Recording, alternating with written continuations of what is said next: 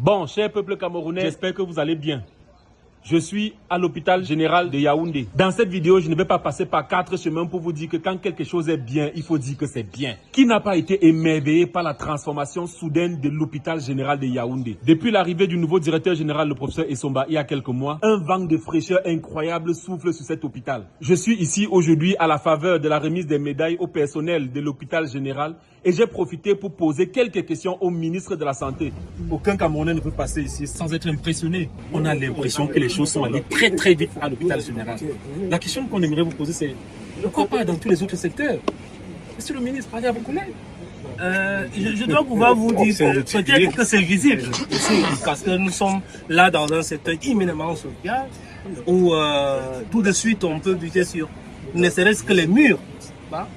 En entendant de voir le personnel, les ressources humaines, le plateau technique, l'équipement.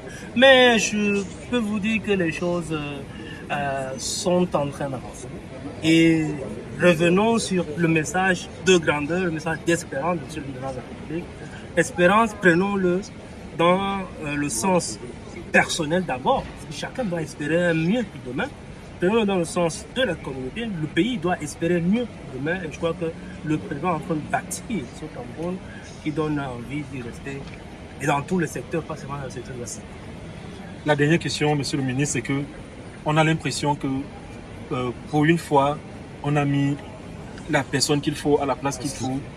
Et est-ce qu'on ne peut pas faire ça un peu partout? C'est tout cela le défi de la gestion des ressources humaines. Parce que lorsque nous cherchons à faire prospérer une structure ou une organisation, nous devons trouver généralement les ressources rares. Et ces ressources rares dépendent de l'état d'esprit de la personne, dépendent de l'environnement du travail et maintenant du courage personnel de la personne qui est là. Vous avez entendu l'adage qui dit que les structures ne valent que les personnes qui les animent, n'est-ce pas?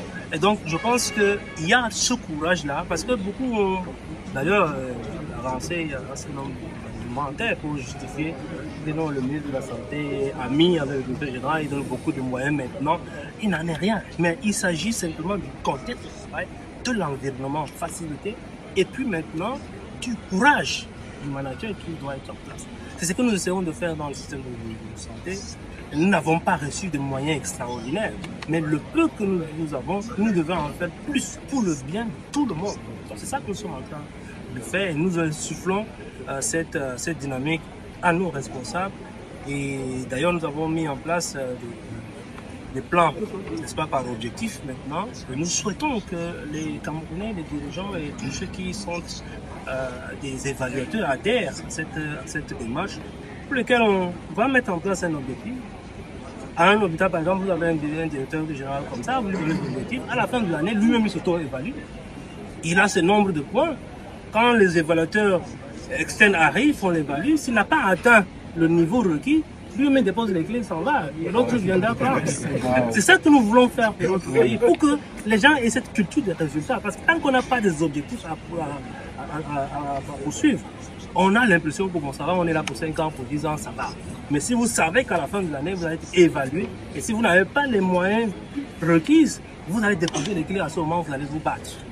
Donc c'est ce que nous sommes en train de voir pour défendre ce système. Sans risque de me tromper, je peux donc dire au peuple camerounais et devant le ministre que le problème n'est pas la ressource financière, mais la ressource humaine. Quand les vrais hommes sont placés aux vrais endroits, les choses marchent. Merci, monsieur. Comme le beau moi, nous avons le 2 à 0.